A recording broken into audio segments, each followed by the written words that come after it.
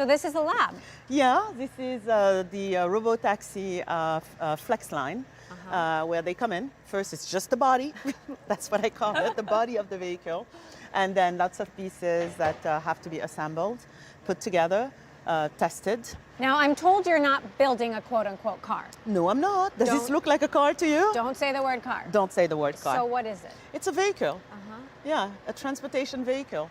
We'll sell you a ride in this vehicle. Can we get in? Of course you can. All right. Come on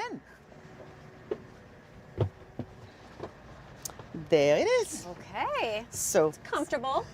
that's what we want. We don't want you to think about driving. This is why it's not a car.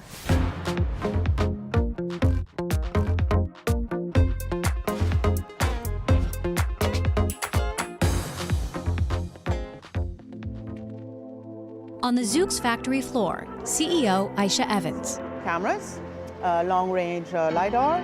where she says they're not building a car, but transforming ride-hailing as we know it. She went from Senegal to Silicon Valley, chasing a career in technology where she could have a global impact. After 12 years as a top-ranking exec at Intel, Aisha Evans took a leap into the startup world, joining Zoox, which promptly got bought by Amazon for $1.2 billion. She joins us now for a look at the road ahead on Bloomberg Studio 1.0. Aisha, so great to be here with you. Thank you for coming and thank you for having me. You came to Zoox as CEO in 2019 over from Intel, and just a year later, you sold it to Amazon. How did that happen so quickly? It was a journey. It takes a lot of capital to take this endeavor all the way. It's a worthy one.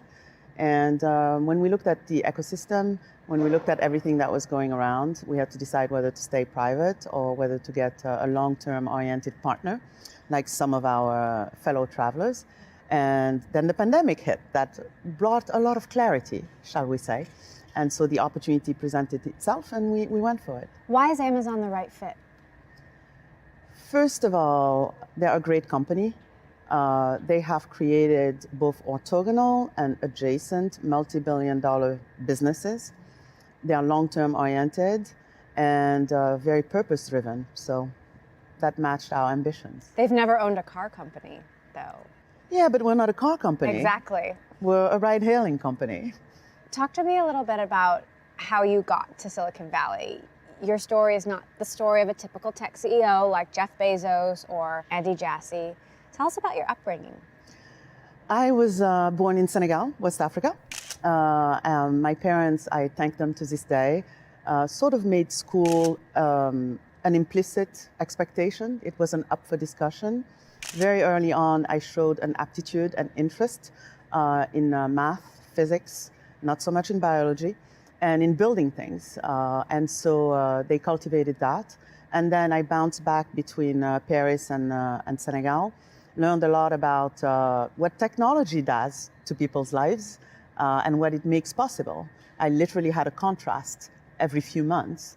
And so computers were coming online. Not the internet, but what the internet was going to make possible was also coming online. The US was the place to be, to study that. Then basically got jobs in the industry and eventually ended up at Intel in Portland. Through that, started interfacing with Silicon Valley, and then Zoox came along. I heard a story about you hacking a phone in order to talk to your friends long distance. Did that really happen? Oh yeah, it did. I always had a double life a little bit in terms of family, friends in different ecosystems. I still do to this day. And so back then it was landlines. It was expensive. It was. And my dad was in telecommunications, so he was not confused. So we had a rotary phone, I'm dating myself, and he locked it. But obviously, I figured out how to still make the phone calls. Who were your role models back then? Ooh. I mean, it's so hard for young people, especially young girls, to see themselves in the tech industry. Mary Curie was and still is a role model. In France, you study philosophy, and a lot of the philosophers are also mathematicians. So they were a role model, and they also forced you to think. You worked your way up to Chief Strategy Officer at Intel, and it was a difficult time for Intel. Intel was kind of losing its way. What was it like working there at that time?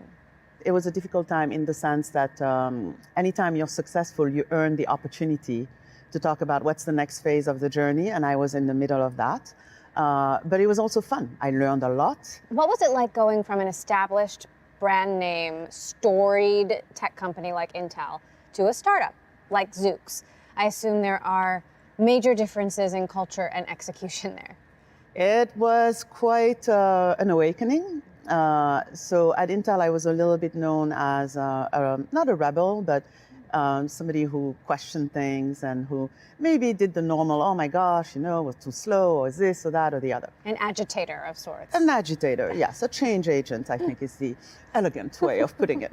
And so when I arrived at Zoox, yes, it was fast. We were making decisions quickly. But from an infrastructure standpoint, I was like, whoa, maybe there's a reason for infrastructure. And so, but I embraced the journey and said, okay, we have to build one. When you're doing what we're doing, it's not just about the technology. You have to think about the steps to getting to market. You also have to think about building the company so that it's ready when you scale. If you wait until you need to scale to actually build the infrastructure, bad things happen. What's it like being a leading Black female executive in such a white male industry? It depends. I don't wake up in the morning thinking I'm that. I wake up in the morning thinking I'm Aisha, I've got stuff to do, meetings, decisions to make, kids to take care of, making sure dinner's ready. Obviously, in the moment, sometimes I think about it because you look around, but I try and turn it into an opportunity because, and that's just how I have one-on-ones with myself, and how you think about it and how you show up is important. So I try and tell myself that means that I'm bringing a perspective that nobody else has. And that's additive. And then I try and also figure out a way to have what I call an inclusive environment where I see people's point of view and they see mine. And I try not to get angry when it manifests itself in annoying ways. What are the obstacles that you've overcome to get here? I think that often people assume, both from a gender and sort of ethnicity standpoint, that it's not normal to be here, and therefore maybe you got a discount, when it's often the opposite. you have to try much harder than others. I've had to work on sort of how I receive information or how I deal with behaviors that are not acceptable, and sort of learn when you take the high road. I've had to find my voice and not be afraid of it and use it. Are you pleased with the change you've seen, or has it not changed fast enough? I can't be pleased. I mean, I'm pleased that there is change, but absolutely not. We have to do a lot more as an industry. Why isn't it changing faster? Why don't we see more people like you in positions of power? Well, I think that's a complicated answer. I think it starts very early on. I have a son who participates in Lego robotics, and we had some observations, and kids are 7, 8, and you already see differences. I think also from a social standpoint, around middle school, when there's a transition for girls, maybe having a support system to stay in math, demystifying it, teaching it differently. And then as people come up the ranks, making sure, especially for women, making sure that we have a support system around them so they can traverse through some of the phases, like, for example, marriage and childbirth and so on. You're building a ride-hailing service, not a car. Why is it important to have a woman in the room? People of different races in the room. I'll give you a story. We were discussing pick-up and drop-off, and I'm the only woman in the room. Yes, I'm always in jeans and what have you, but occasionally I dress up and have high heels on. We're wearing high heels today. Yep, I made a comment when you arrived, right? And so I was like, okay, we have to think about it from that standpoint, because if we're giving ride to customers in San Francisco, for example, on a Friday evening, on a Saturday evening, maybe some folks have heels on, and maybe we need to think about the pickup radius, because expecting them to go up heels in high heels, probably not a good idea. Are Tesla and Elon Musk competition? This is Silicon Valley. We, pay tribute to disruptors.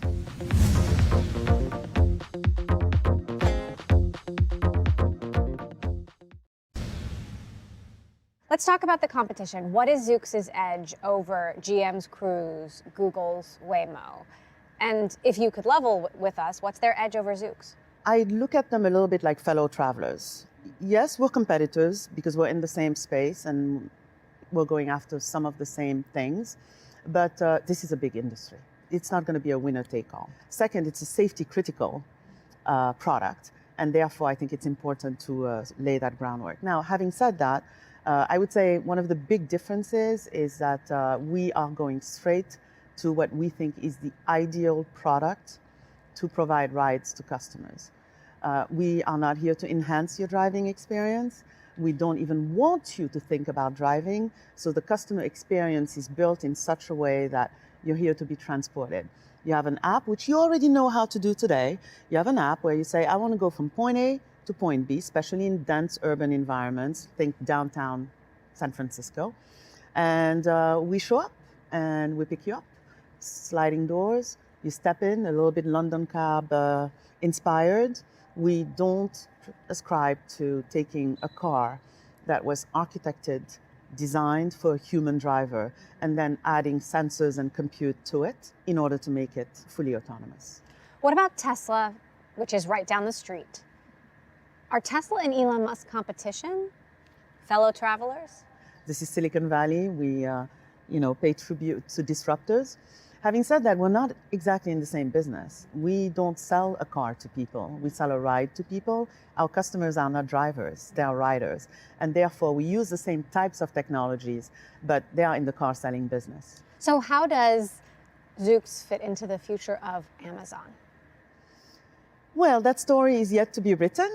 First of all, we hope to deliver on the promise of a new segment and sort of a big business and be one of those in the tradition of Amazon. We know there's a world of possibilities, but I tell everybody we first have to earn it, right? Before we talk about sort of synergies and possibilities and opportunities together, 0 times anything is still 0, and it will be for a long time. So we're focusing on building our business, getting to market, and then there's a myriad of possibilities of things we could do together. Is Zoox going to be dropping off my boxes? Is that what I should expect?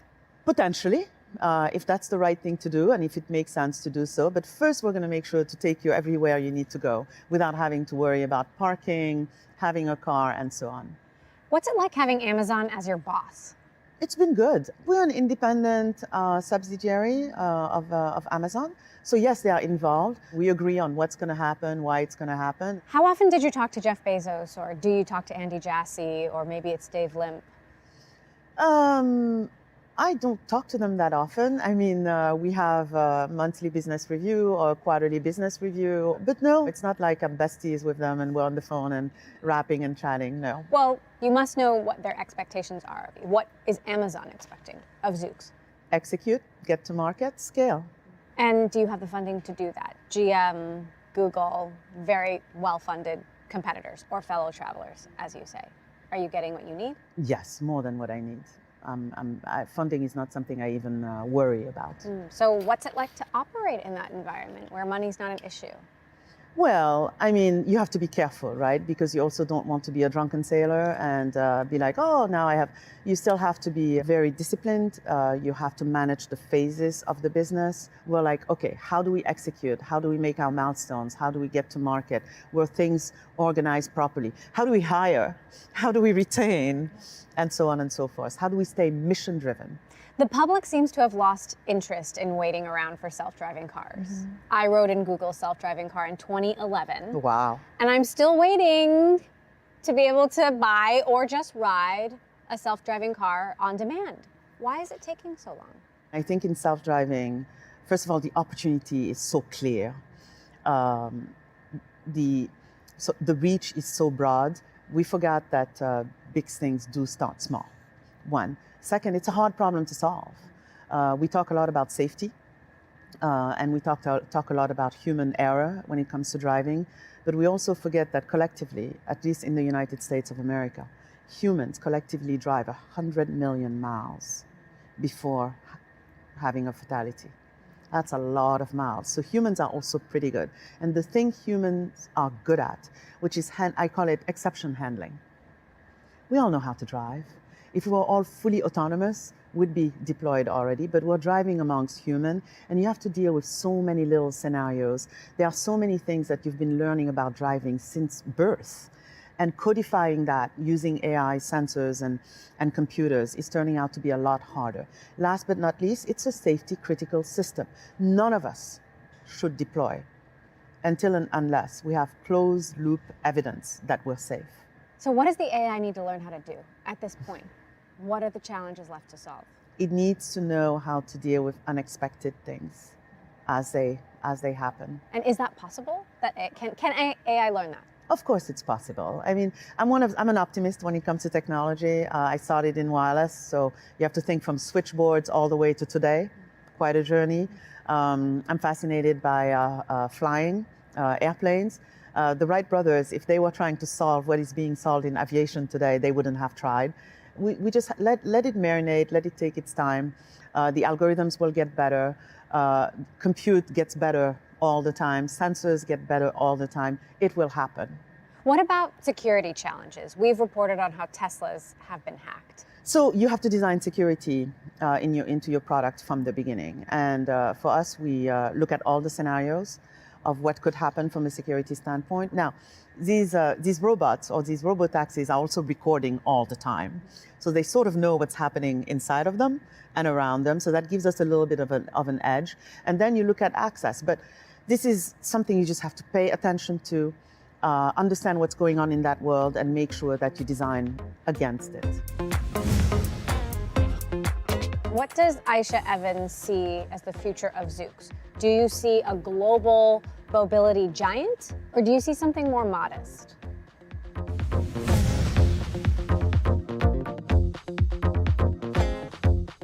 اشتركوا في قناة اقتصاد الشرق مع بلومبرج على يوتيوب لمتابعة برنامج الصباح مع صبا.